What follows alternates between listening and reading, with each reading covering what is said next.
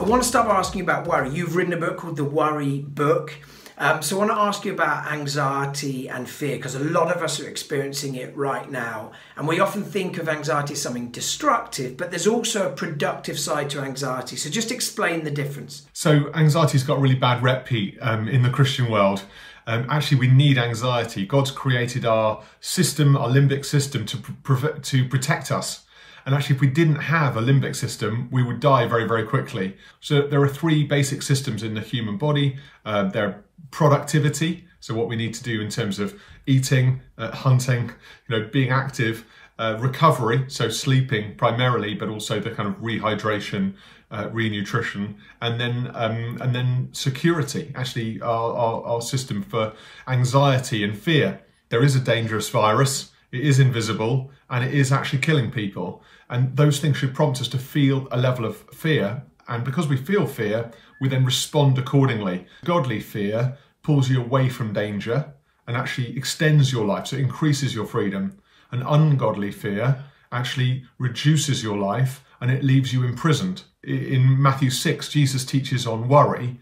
Lots of Christians, unfortunately, have received this message, do not worry, as if it was the 11th commandment.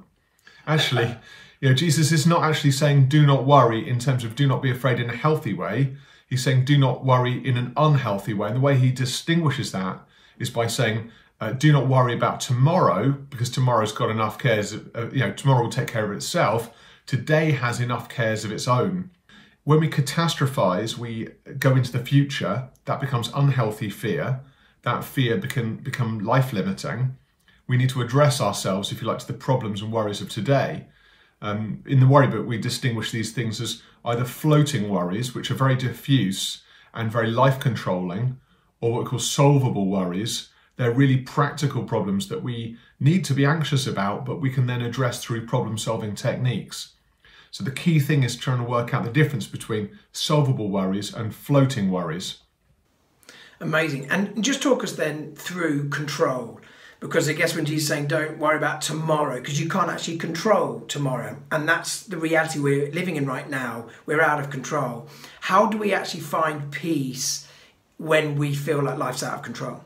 Living with a level of uncertainty or tolerating uncertainty is a really important psychological principle for wellness, because we begin to allow ourselves to relax in uncertain circumstances. Now, I think one of the big problems we're facing with coronavirus is that for the first time, probably in about 80 years, we're in circumstances which we don't believe we have great amount of agency over and great amount of control over.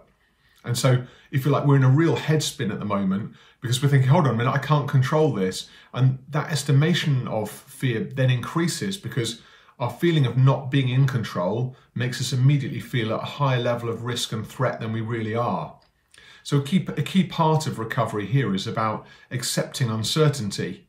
And uncertainty is about recognizing that there's some things you can control in your own day, and there's some things in the meta-narrative of life that you just can't control.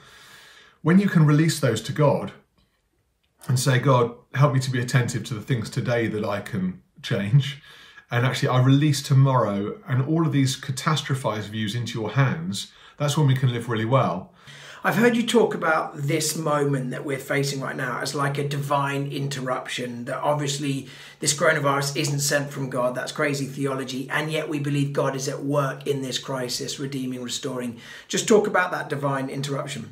I was reading in Luke 10, the story of the Good Samaritan. I quite often read the old Bible stories when I'm feeling nervous because there's some supreme comfort there. But I didn't find it that comfortable because I kind of suddenly associated myself with the priest and the Levite, both effectively priests on their way to the temple. And what struck me was it says they were going down the same road. And there was this man who'd been beaten by robbers and was lying on the floor. Now, God hadn't beaten the man. The man was just lying on the floor. But God was interrupting the priest and the Levite. He was giving them an opportunity to stop and to give over their big schedules and their big plans and do something different. But they both felt too urgent to go and carry on with what they were doing before. So God didn't beat the man, but God interrupted their lives by putting the man on their path down that same road. Then you've got this Samaritan man who looks like a pretty wealthy guy because he's clearly got money. He's on his way. He's got his own donkey. lots of stuff about him makes me think he's probably a business guy.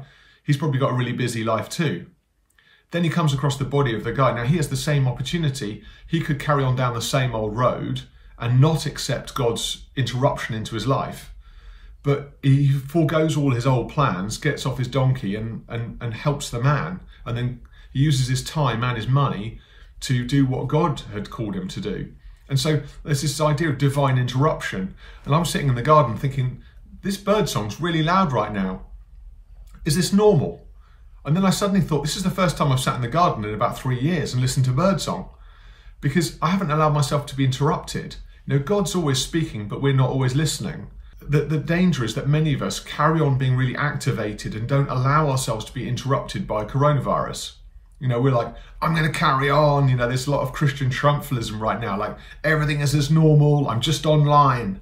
And actually, I think the danger is after 3 months, we completely miss what God might have been saying to us and how God might have been interrupting our lives.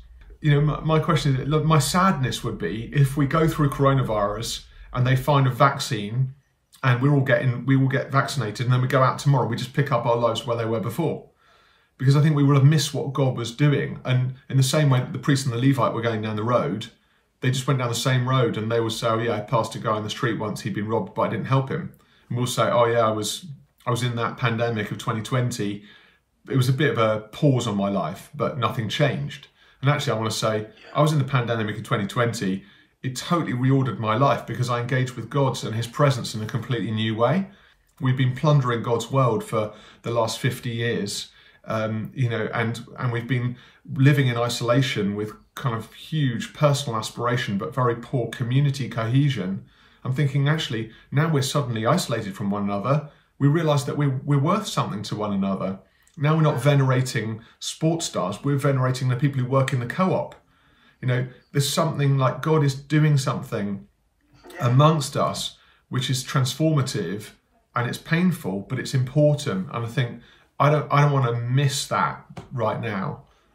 How can we actually utilise this moment of rest for something better? You know, what we know about crises like this is there are 3 phases: the heroic phase, then the disillusionment phase, and the rebuilding phase. And in the heroic phase, it really stimulates the activists.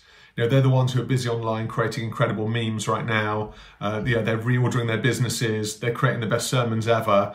You know, they're doing all this stuff to basically keep going as normal.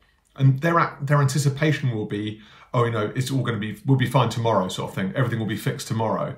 The optimistic mindset, the kind of activist mindset, is setting itself up for kind of perpetual failure, because they're saying, oh, you know, April the 13th we'll be out of quarantine, you know, then my life will start again. You know, 1st of June, I'm going to be back at work, this is going to happen next. I realise a lot of what I'm doing, my hyperactivity, is around feeling comfortable in my schedule. As long as I'm distracted by busyness, I don't have to address the issues in my own mind. And many of us who maybe struggle with anxiety, or, you know, sometimes get a low mood, particularly build in really rigorous schedules of distraction, so we never have to face the kind of the whirrings of our own minds. Ironically, often for people, when they've spent 48 hours in stillness, they find a new pool of peace that they never knew existed. But that first kind of going through the pain is so difficult that they will perpetually fly back into hyperactivity, staying busy, staying distracted until they're exhausted and then going to sleep.